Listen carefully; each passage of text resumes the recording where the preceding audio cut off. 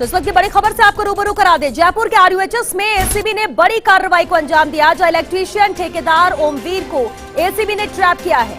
ICU में bed दिलवाने के एवज में इसने रिश्वत मांगी थी। साथ ही दलाल पवन को भी एसीबी ने दबोचा है।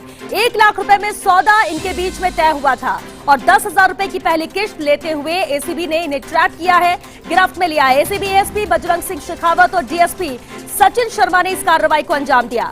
ACB DG BL Soni, ADG Dinesh MN के निर्देश पर यह कार्रवाई हुई है। तो बेहद अहम कार्रवाई जो कई सवाल भी खड़े करती है आरयूएचएस, जिस पर सभी को गर्व है कि यहाँ पर पूरी व्यवस्थाएं की जा रही है, इंतजाम अच्छे होने के। पिछले कई दिनों से ऐसा लगता है कि आरयूएचएस में किसी को नजर लग गई है, क्योंकि यहाँ पर व्यवस्थाएं भी चरमरा रही है। लेकिन दूसरी तरफ जब इस तरह के मामले सामने आते हैं जहां लोगों की मजबूरी का फायदा उठाने के लिए लोग मौजूद हो, हालांकि बड़ी कार्रवाई एसीबी ने यहाँ पर की है। नवीन लगातार हमारे साथ बने हुए। नवीन, और क्या कुछ जानकारी इस ट्रैप की कार्रवाई को लेकर मिल सकी है? देखिए, बिल्कुल श्वेता, एक बड़ा इनपुट आ रहा है इस प्रकरण में। कई डॉक्टर्स और नर्सिंग स्टाफ की भी एसीबी को भूमिका संदिग्ध लग रही है। कहीं ना कहीं अब एसीबी उनसे भी पूछताछ करेगी, क्योंकि बिना उनकी परमिशन के अस्पताल में बेड मिलना बहुत ही मुश्किल है। हो सकता है ये रिश्वत की राशि उन तक भी पहुंचनी हो, लेकिन फिलहाल अभी तक एसीबी ने 2 लोगों को गिरफ्तार किया है। जो इलेक्ट्रीशियन का ठेकेदार है ओमवीर और उसका जो दलाल है पवन कुमार, वो दोनों एसीबी के हत्थे चढ़ चुके हैं। श्वेता, आपको याद होगा कुछ दिन पहले फर्स्ट इंडिया ने खबर भी चलाई थी कि अब एसीबी भी जो कालाबाजारी है उसको रोकने के लिए फर्स्ट इंडिया ने एसीबी से अपील की थी। कहीं ना कहीं अब फर्स्ट इंडिया की अपील का भी असर, और एसीबी बैक टू बैक कल अजमेर के अंदर भी कार्रवाई की एसीबी ने। और जो कोविड-19 का इलाज करवाने के नाम पर जो वहां पर रिश्वत की डिमांड की गई थी, तो उनको 3 घूसखोरों को कल भी एसीबी ने गिरफ्तार किया था। और उसके बाद आज फिर जयपुर में एसीबी ने एक बड़ी कार्रवाई को अंजाम दिया है। और जो आरयूएचएस के अंदर प्रदेश का सबसे बड़ा कोविड हॉस्पिटल, वहां पर एसीबी ने इस कार्रवाई को अंजाम दिया है। बिल्कुल नवीन, क्योंकि कार्रवाई जारी है, पूछताछ भी जारी है, कई और अहम खुलासे होंगे, आप नजर बना के रखिए। आगे भी आपसे हम अपडेट लेंगे। फिलहाल के लिए शुक्रिया नवीन आपका इस पूरी जानकारी के लिए। और इसी खबर पे और ज्यादा जानकारी के साथ संवाददाता विकास शर्मा हमारे साथ जुड़ चुके हैं। विकास, आरयूएचएस से कई शिकायतें मिल रही थी और ऐसा संभावना भी जताई जा रही थी, क्योंकि 1-2 मामले इस तरह के सामने आए हैं कि जब पैसे लिए जा रहे हैं और बेड दिलाया जा रहा है, दूसरी व्यवस्था है, जबकि सरकार की तरफ से पूरी तरह से इंतजाम किए गए। अब जब ये कार्रवाई सामने आई है, साफ नजर आता है एक बड़ा रैकेट है, जिसमें यहाँ पर कह सकते हैं कि नर्सिंग कर्मी भी शामिल हो सकते हैं, डॉक्टर भी शामिल हो सकते हैं और एक पूरा गिरोह चल रहा होगा। हालांकि कार्रवाई के बाद जानकारी मिल सकेगी, लेकिन फिलहाल आपके पास क्या अपडेट इसे लेकर? जिस तरह से ये घटनाक्रम हुआ है, ये कह सकते हैं कि 15 दिन के अंदर दूसरी बड़ी कार्रवाई एसीबी की, और वही सरकारी अस्पताल के अंदर बेड दिलाने के नाम के एवज में जो पैसे लिए जा रहे हैं उसका बड़ा खुलासा हुआ है। ये अपने आप में एक बहुत बड़ी शर्मनाक कह सकते हैं घटना है, क्योंकि एसएमएस का अटैच अस्पताल बनाया गया था आरयूएचएस को, जहां पर डेडिकेटेड कोविड का इलाज किया जाना था। और जो ये भ्रष्टाचार सामने आ रहा है उसकी मेन वजह भी यही है कि जो वहां पर मॉनिटरिंग है, वो मॉनिटरिंग में कहीं ना कहीं कुछ पेच है, जिसके चलते ये चीजें बीच सामने आ रही है। और एक दूसरी बात यही है कि जो एडमिशन प्रोसेस है वो इतना टाइट कर दिया गया है, जिसके चलते अब लोगों को अपने प्रवेश के लिए, अपने मरीज को दिखाने के लिए, उनको ट्रीटमेंट कराने के लिए बड़ी अप्रोच जो है वो लगानी पड़ती है। और जो ये पैसा देने वाली बात आई है, बेड के बदले पैसा देने वाली बात आई है, संभवतः प्रदेश में पहली बार ऐसा देखने मिल रहा है, जबकि सरकारी अस्पताल के अंदर भर्ती कराने के लिए रिश्वत देनी पड़ रही है। और उसका कारण यही है क्योंकि जितने भी प्राइवेट अस्पताल हैं वो पूरी तरह से फुल हैं और वहां पर बेड उपलब्ध नहीं है। जिनके पास बेड उपलब्ध है उनको भी जो सरकार की जो गाइडलाइन है उस हिसाब से जो शुल्क तय किया गया उससे बहुत ज्यादा पैसा वहां वसूला जा रहा है, उसकी कोई मॉनिटरिंग नहीं है। वहां जो नोडल अधिकारी लगाए हुए हैं उनकी तरफ से कोई मॉनिटरिंग नहीं है, उनकी बिलिंग चेकिंग की मॉनिटरिंग नहीं है। इसलिए जो मजबूर लोग हैं, जो कि गंभीर लोग हैं, मरीज हैं, उनको लेकर के 10 से 15 दिन तक प्राइवेट हॉस्पिटल में इलाज करा लेते हैं। लेकिन जब लगता है कि बिल 7-8 लाख से ऊपर पहुंच चुका है और उनकी स्थिति ऐसी नहीं है कि वो लगातार ट्रीटमेंट करा सके, क्योंकि कोविड में इलाज कराना पहली बात, उसके बाद पोस्ट कोविड का इलाज कराना बहुत बड़ी लंबी समय है, करीबन 20 से 25 दिन का समय लगता है। और उसमें तकरीबन मान के चले कि 10 से 15 लाख रुपए का खर्चा जो है वो बैठ रहा है। ऐसे में जो लोग हैं वो रास्ता निकाल रहे हैं इस तरह की, अगर 1 लाख रुपए देकर के भी यदि अगर वो बेड उपलब्ध हो जाए और आरयूएचएस में इलाज मिल जाए, क्योंकि आरयूएचएस एक ऐसी सस्ता जगह है जहां पर न सिर्फ ट्रीटमेंट मिल रहा है, बल्कि वहां पर जितने भी जीवन रक्षक इंजेक्शन, चाहे वो रेमडेसिविर की बात करें, चाहे वो टोसिलुमेब की बात करें, चाहे वो और प्लाज्मा थेरेपी की बात करें, चाहे वो और जांचों की बात करें, डी डाइमर की बात करें, अन्य तरह की कई जानकारियां जो है जांचें हैं उनकी बात करें, तमाम जो जांचें हैं वो फ्री है। मुख्यमंत्री अशोक गहलोत ने साफ कर दिया था पहले से ही कि जितनी भी सेवा होगी, जितनी भी जो सुविधाएं होगी, उसका किसी का इलाज नहीं लिया जाएगा, चाहे सिटी स्कैन है वो भी फ्री है। तो ऐसी स्थिति में लोगों का रुझान ये रहता है कि कैसे भी करके आरयूएचएस में एडमिशन मिल जाए तो उनके मरीज को न सिर्फ बचाया जा सकता है, बल्कि उनको जो कह सकते हैं वित्तीय भार जो उनका प्राइवेट हॉस्पिटल में आ रहा है वो भी देखने मिला है। लेकिन उसका फायदा उठाने लगे हैं ये जो कह सकते हैं कि आपदा में अवसर तलाश रहे हैं लोग, जिन्होंने किस तरह का एक रैकेट बना लिया है। आप देखिए, पहला जो केस सामने आया था जिसमें कि डॉक्टर ने रिश्वत ली थी, आज एक बार फिर से वही दूसरा केस सामने आया जिसके अंदर की इलेक्ट्रिशियन के जो ठेकेदार है वो ये दावा कर रहा है कि वो RUHS के अंदर बेड दिला देगा, ICU में बेड दिला देगा। ये बहुत बड़ी बात है कि एक ठेकेदार अगर ये दावा करता है, ठेकेदार अगर ये इतना एनश्योरिटी से 1 लाख रुपए की रिश्वत मांग करता है कि वो ICU में बेड उपलब्ध करा देगा, तो ये समझ लीजिए कि कितना बड़ा रैकेट जो है वो काम कर रहा है RUHS के अंदर, कैसे लिंक बैठे हुए हैं आपस में एक दूसरे के लिए। और कह सकते हैं 2 दिन के अंदर 2 बड़ी घटनाएं RUHS सामने आई है, और दोनों घटनाओं को लेकर के कह सकते हैं RUHS की जो छवि है, पिछले 1.25 साल में RUHS की छवि बनी थी एक कैसे कोविड डेडिकेटेड अस्पताल के रूप में पूरे राजस्थान, न सिर्फ राजस्थान बल्कि RUHS में तो काला धब्बा लगा ही, बिल्कुल जिस तरह से आप छवि की बात कर रहे हैं बिल्कुल नजर आ रहा है काला धब्बा लगे। लेकिन इसके अलावा सरकार के भी जो पूरा फोकस था वो RUHS को लेकर था। जब इसे बनाया गया, इसके बाद भी जब बेड की कमी थी तो बेड बढ़ाया गया, इंतजाम किए गए, और यही वजह रही कि बाकी सब जो भी सरकारी अस्पताल है वहां पर तो नजर है, लेकिन RUHS पे खासतौर पर प्रायोरिटी बेसिस पर। अब ऐसे में सवाल ये भी उठता है कि जब यहाँ पर अंदर ही अंदर ये सब चल रहा है, एक पूरा नेटवर्क बन चुका है, लोगों से किस तरह से वसूली की जा रही है, देने को इंजेक्शन की बात हो, बेड की बात हो, इसे लेकर क्या सरकार की तरफ से इन सब चीजों को लेकर भी कोई मॉनिटरिंग RUHS में हो रही थी अब तक, या फिर अब इस मामले के सामने आने के बाद अब सख्ती बरती जाएगी? देखिए श्वेता, इस पूरे मामले में हम शुरू से एक बात कह रहे हैं कि अभी RUHS और SMS दोनों जगह प्रशासक की जरूरत है, क्योंकि वहां पर डॉक्टर जो है उनका काम है ट्रीटिंग करना, लेकिन जो वहां का मैनेजमेंट है वो संभालना जो है उसके लिए प्रशासक की जरूरत है। अगर नहीं होता है, डॉक्टर इस चीज को संभालते हैं, तभी जाकर इस तरह के लिखे सामने आ रहे हैं कि जो कुछ लोग सक्रिय हो गए, कुछ गिरोह सक्रिय हो गए, जो कि जीवन रक्षक इंजेक्शन जो है अस्पताल से बाहर कर रहे हैं, अस्पताल में बेड दिलाने के नाम पे एवज में रिश्वत मांगी जा रही है, खुलेआम रिश्वत मांगी जा रही है। आप देख सकते हैं 2 बार ट्रेप हो चुका है, उसके बावजूद भी हौसले बुलंद लोगों के 1 लाख की रिश्वत मांगी गई है। जो इलेक्ट्रिशियन ठेकेदार है उसने इंश्योर किया है कि मैं बेड उपलब्ध करा दूंगा ICU में, और उसके बदले रिश्वत मांगी गई। तो ये अपने आप में बहुत बड़ा सवाल है, व्यवस्था पर सवाल है, क्योंकि सरकार की मंशा है सभी को इलाज मिले, अच्छा इलाज मिले, सुलभ इलाज मिले, और कह सकते हैं रीजनेबल दाम पर इलाज मिले। इसलिए सरकार ने न सिर्फ निजी अस्पतालों में जो रेट्स है उनकी कैपिंग की है, बल्कि सरकारी अस्पताल में उन्हें पूरी तरह जो इलाज है वो निःशुल्क किया है। चाहे वो कितने भी महंगे से महंगे इंजेक्शन है, वो 40-40 हज़ार के इंजेक्शन जो है वो फ्री में सरकार उपलब्ध करा रही है। लेकिन उसका जो साइड इफेक्ट है वो इस तरह सामने आ रहा है कि कुछ गिरोह जो है वो सक्रिय हो गए हैं, और उनसे जो गिरोह है वो सक्रिय हो गए, उसी के चलते ये सारी जो घटनाएं हैं वो सामने आ रही है। और कह सकते हैं अस्पताल RUHS जो कि प्रदेश का सबसे बड़ा और कैसे तो बहुत उम्मीदों भरा अस्पताल है, उसकी छवि जो है वो तार तार हो रही है। जी बिल्कुल, छवि तार तार हो रही है। लेकिन विकास, एक और अहम सवाल उठता है। देखिए, अभी तक कालाबाजारी हो रही है, किस तरह से लोगों की मजबूरी का फायदा उठा रहा है, ये सब अस्पताल के बाहर हो रहा था, अस्पताल के बाहर ये चीजें नजर आ रही थी। लेकिन RUHS के अंदर इस नेटवर्क को इन लोग ने बना लिया इतने कम वक्त में, और इस तरह की चीजें शुरू हो चुकी हैं। यानी बहुत सारे लोग हैं, और कह सकते हैं कि कार्रवाई में भी सख्त कदम उठाने पड़ेंगे, और सख्ती से कार्रवाई की जरूरत है। यहाँ पर 1-2 लोग नहीं है यहाँ से। तो ये जो कोकस तैयार हुआ है, कि जो पूरा रैकेट तैयार हुआ, उसके पीछे की वजह अगर हम जानेंगे तो ये बीमारी ऐसी है जिसमें कि आम जन जो है वो दूरी बनाता है। जो परिजन है वो भी संभवतः परिवार का 1 सदस्य 2 सदस्य जो है वो मरीज के साथ रहता है, वो भी अब जाकर के रहने लगे। शुरुआती फेज तो ये था कि मरीज को अस्पताल में छोड़कर परिजन चले जाते थे। ऐसी स्थिति में सिर्फ अस्पताल के अंदर जो काम करने वाले लोग हैं वही पूरा मैनेजमेंट देख रहे थे, तो बाहर का कोई आने वाला अंदर आता नहीं है। चाहे वो बात करें बाहरी व्यक्ति का, चाहे वो ऑडिट की बात करें, चाहे वो जांच की बात करें, चाहे अधिकारियों की बात करें, सभी लोगों ने दूरी बना रखी है। इसी का फायदा उठा करके ये गिरोह जो है वो सक्रिय हो गया है। वो गिरोह जो इस तरह से पूरा सेटअप बन गया है यहाँ पर कि आप देख सकते हैं पिछले 1.5 से 2 महीने के अंदर RUHS में कई घटनाएं सामने आई है। RUHS में कई घटनाएं हुई। विकास, आप बने रहिए हमारे साथ, क्योंकि RUHS की एक और अहम खबर, जहां 3 मरीजों की मौत से जुड़ी हुई बड़ी खबर आ जाए। ऑक्सीजन की कमी से नहीं बल्कि बीमारी से इन तीनों की मौत हुई।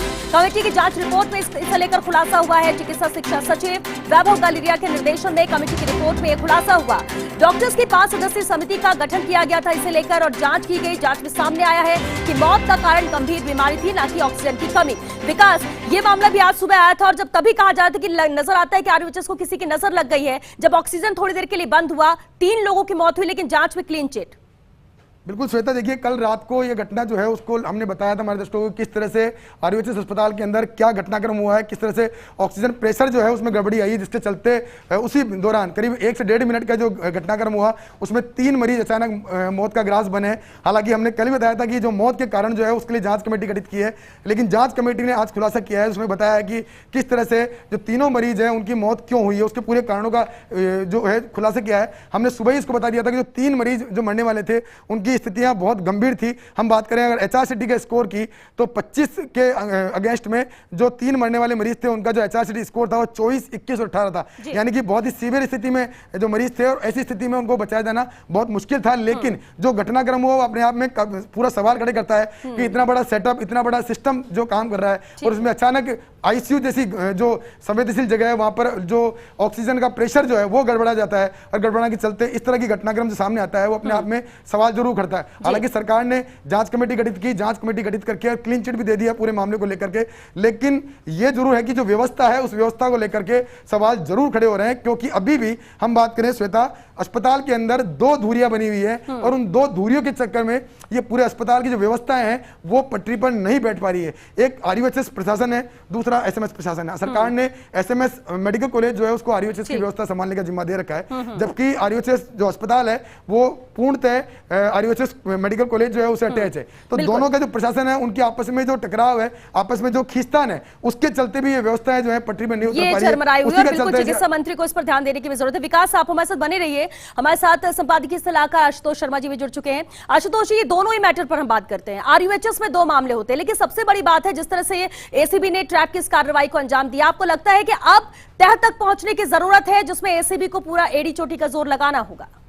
देखिए श्वेता, ये सबसे बड़ी बात यह है कि इस पूरे दौर में जो कोरोना की जो दूसरी लहर आई है उसमें प्राइवेट हॉस्पिटल से ज़्यादा जो है लोगों की इज्जत अब RUHS के ऊपर थी कि RUHS में अच्छा इलाज हो रहा है, लोग इसकी तारीफ कर रहे हैं, वहाँ पर भर्ती होना चाहते हैं। और जो प्राइवेट हॉस्पिटल के बिगड़े हुए केस हैं और वहाँ पर ऑक्सीजन की कमी है या रेमडेसिविर नहीं मिल रहे हैं, तो अच्छे अच्छे लोग जो प्रभावशाली लोग हैं या जो समाज के उच्च वर्ग हैं वो भी अब इस बार प्राइवेट हॉस्पिटल के बजाय RUHS में आना चाहते हैं। और इस RUHS की एक इतनी अच्छी प्रतिष्ठा पिछले दिनों में बनी, उसके बाद में जो इस तरह की घटना हुई है बहुत ही दुखद है और ये पूरा एक विश्वास का मामला है। और आश्चर्य की बात इसमें यह है कि जो इसमें कर्मचारी इन्वॉल्व कम है, लेकिन जो बाहरी लोग हैं, अब जिस तरह से आज इलेक्ट्रीशियन ठेकेदार, यानी आप देखिए कि उसमें कितना प्रभाव उन लोगों का है। तो और 1 लाख रुपया एक बेड के लिए देना और किस तरह से ये बहुत ही शर्मनाक बात है। और एडमिनिस्ट्रेशन जो है उसको देखना चाहिए, जैसा अभी विकास बता रहे हैं कि SMS और RUHS इसके बीच में कोई समन्वय का अभाव है, तो गवर्नमेंट को निश्चित रूप से एक सुपर एडमिनिस्ट्रेटर या इस तरह का व्यक्ति इसमें लगाना चाहिए। जो ट्रीटिंग की व्यवस्था अलग है, लेकिन जो मैनेजमेंट की व्यवस्था है उनको वो देखे। और इसी मैनेजमेंट से जुड़ा सवाल जो है वो ऑक्सीजन को लेकर है। हम सब जानते हैं कि ये एक टेक्निकल विषय है, इसके अंदर जांच रिपोर्ट भले ही आ गई हो, लेकिन ऑक्सीजन का प्रेशर कम होना, ज़्यादा होना और इससे मौतें होना, ये बहुत इस जांच रिपोर्ट से ये धुलने वाला नहीं है। इस तरह की बदनामी होने से इस पर विश्वास कम होगा और गवर्नमेंट को इस पर कुछ न कुछ कार्रवाई करनी चाहिए, इसकी तह में जाना चाहिए। इस पूरे मुद्दे में मैं ACB को बहुत ही बधाई की का काम किया है कि ऐसे लोगों को वो चुन चुन के पकड़ रही है। लेकिन आश्चर्य की बात यह है कि इस विपदा के दौर में अभी भी ऐसे लोग हैं जो इसको अवसर में बदल करके अपना फायदा उठा रहे हैं। और कितना मतलब एक शर्म की बात है कि 1 लाख रुपए एक बेड के लिए लिया जा रहा है। इसको तुरंत देख करके और कोई कड़ी कार्रवाई इसमें जरूर करनी चाहिए और इसके तह में जाना चाहिए कि कोई बड़े लोग तो इसमें इन्वॉल्व नहीं है। आशुतोष, लेकिन ऐसा लगता है कि जब RUHS जैसे बड़े अस्पताल में इन लोगों के इतना पावर है, इतनी दबंगई चलती है कि अपना गैंग चला रहे हैं ये और लोगों से इस तरह से खुलेआम पैसे भी ले रहे हैं, जिस तरह से 1 लाख रुपए बेड की डिमांड। और ये एक मामला है क्योंकि ACB की पकड़ में आया है। ऐसा नहीं लगता कि RUHS के भी कोई बड़े लोग होंगे जो शामिल होंगे और तभी शह मिलती है, वरना एक अकेला कुछ नहीं कर सकता इस तरह के, और खासतौर से इस तरह के मामलों में? मैं यही कह रहा हूं कि जो इलेक्ट्रीशियन का ठेकेदार, यानी ये बिल्कुल बाहरी व्यक्ति है और वो वहां पर एडमिशन कराने की स्थिति में है। एक मामला सामने आया है, ऐसे और दर्जनों मामले हो सकते हैं। तो कौन बाहरी लोग हैं जो वहां पर इतने प्रभावी हो गए कि वो लोगों को पैसे लेकर के बेड दिला सकते हैं? इस बात की तह में जाना बहुत जरूरी है। ACB के लिए तो जाना जरूरी है ही है, लेकिन जो एडमिनिस्ट्रेशन है, जो हॉस्पिटल एडमिनिस्ट्रेशन है, उसको चाक चौबंद होने की जरूरत है कि जो बाहरी लोगों की सिफारिशें वहां पर कैसे मानी जा रही है, उनके कहने से बेड मिल रहे हैं, इसीलिए वो 1 लाख रुपए लेने की आज हिम्मत कर पा रहे हैं। वरना कोई व्यक्ति वहां पर एडमिशन नहीं ले सकता पैसे दे करके। इस तरह का विश्वास है और इस तरह से हो रहा है तो इसकी गहराई में जरूर जाना चाहिए। और एडमिनिस्ट्रेशन के भी जो जिम्मेदार लोग हैं, इससे इस बारे में जानकारी होनी चाहिए कि कैसे उन लोगों का प्रवेश हुआ, कैसे इलेक्ट्रिशियन ठेकेदार या बाहरी जो वहां पर पहले रहते थे या संविदा वाले हैं या दूसरे हॉस्पिटल में काम करते हैं, वो यहाँ पर आकर के किस तरह से प्रभावी हो रहे हैं। बिल्कुल, क्योंकि कार्रवाई जारी है। नवीन का रुख कर लेते हैं। RUHS में ये कार्रवाई एसीबी ने की है, ट्रैप की कार्रवाई, और क्या जानकारी नवीन, क्योंकि आप वहां पर मौजूद है। नवीन, क्या कुछ और जानकारी मिल पाई इस कार्रवाई को लेकर? तस्वीरें भी दिखाइए। देखिए, बिल्कुल वाकई में एसीबी का प्रदेश में आज बड़ा धमाका है। RUHS के 2 घूसखोर एसीबी के हत्थे चढ़े हैं। मेरे सहयोगी कैमरा पर्सन संजय हैं, वो लगातार आपको तस्वीरें दिखा रहे हैं कि RUHS से पकड़कर इन दोनों घूसखोरों को एसीबी की टीम है वो प्रतापनगर थाने में ले आई है। प्रतापनगर थाने में इनसे पूछताछ की जा रही है। एसीबी इनका जो डॉक्यूमेंट्स है ये सब चेक कर रही है। 1 लाख रुपए की रिश्वत की डिमांड की गई थी, यानी अपने आप में ही एक बड़ी राशि, और सिर्फ आईसीयू में बेड दिलवाने के लिए। तो वाकई में जिस तरह से एसीबी लगातार एक्टिव है, और प्रदेश में कल भी अजमेर के अंदर एसीबी ने कार्रवाई की थी, तो इस पूरे प्रकरण के अंदर कई और लोगों की भूमिका संदिग्ध हो सकती है। अब एसीबी इस पूरे प्रकरण की जांच करेगी। और एसीबी के जो एडिशनल एसपी हैं बजरंग सिंह शेखावत और डिप्टी एसपी सचिन शर्मा, उन्होंने इस पूरी कार्रवाई को अंजाम दिया है। एसीबी की टीम मौके पर मौजूद है। एसीबी डीजी BL सोनी और एडीजी दिनेश एमएन वो लगातार एसीबी मुख्यालय में बैठकर इस पूरी कार्रवाई की मॉनिटरिंग कर रहे हैं, और लगातार एसीबी की टीम लगातार कार्रवाई कर रही है। पहले भी आपको बता दूं, कुछ दिनों पहले भी एसीबी ने मेट्रोमास अस्पताल के अंदर कार्रवाई को अंजाम दिया था। हमारे साथ जो एसीबी की जो एडिशनल एसपी हैं बजरंग सिंह शेखावत जी मौजूद हैं। हम इनसे जानते हैं कि सर किस तरह की कार्रवाई को अंजाम दिया गया है। हमारे एसीबी मुख्यालय को उच्चाधिकारियों को ये सूचना मिली थी कि RUHS के अंदर कुछ लोग हैं जो मरीजों को बेड दिलवाने के नाम पे, ICU बेड दिलवाने के नाम पे और अन्य सुविधाएं उपलब्ध कराने के नाम पे वसूली करते थे। इसी सूचना के अनुसार हमने पिछले शनिवार को भी एक कार्रवाई की थी, और RUHS से रिलेटेड ही वो मामला था, और मेट्रोमास हॉस्पिटल का जो कंपाउंडर था अशोक, उसको गिरफ्तार किया था। आज ये दूसरी कार्रवाई भी RUHS से संबंधित ही है, और इसके अंदर हमने 2 लोगों को डिटेन किया है। ये दोनों लोग ये पेशेंट्स से पैसे लेके अपने खाते में ट्रांसफ़र करवाते थे, और ट्रांसफ़र करवाने के बाद में यहाँ सुविधाएं उपलब्ध कराते थे।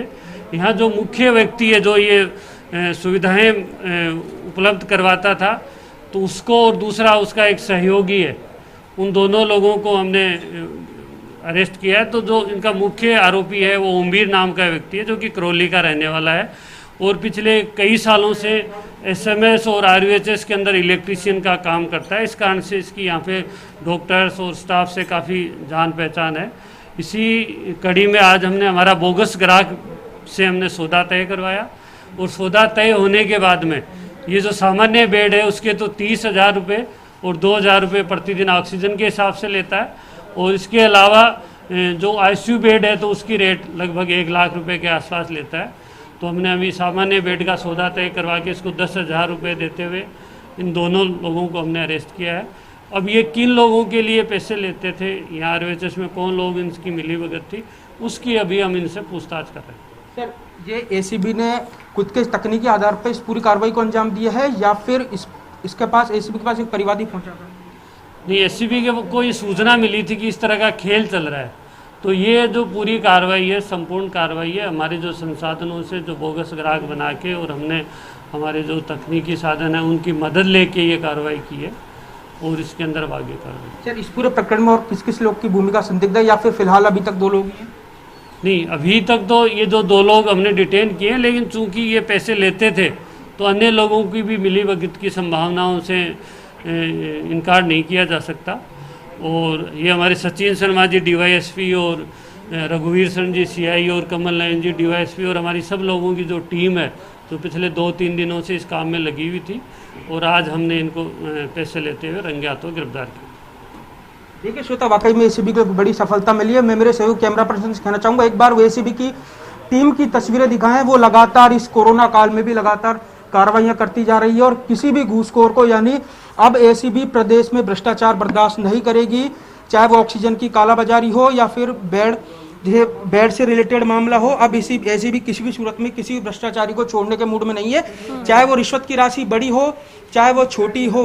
एसीबी ने अब अगर विश्वसनीय सूत्रों की माने तो एसीबी ने यह कार्रवाई सूत्र सूचना के आधार पर इस पूरी कार्रवाई को अंजाम दिया है और एसीबी की टीम बिल्कुल। और नवीन, तकरीबन 10 इसीलिए से देखिए, इसीलिए बार बार फर्स्ट इंडिया भी ये अपील करता है कि आपके आसपास कोई भी ऐसा है जो आपसे पैसे की डिमांड कर रहा है मदद देने के लिए, तो आप खुलकर एसीबी को बताइए, कॉल कर उनको जानकारी दीजिए, ताकि इस तरह के घूसखोर जो पर्दे के पीछे है वो पर्दे के सामने आ सके और सख्त इन पर कार्रवाई हो सके। बहुत शुक्रिया नवीन आपका इस पूरी जानकारी के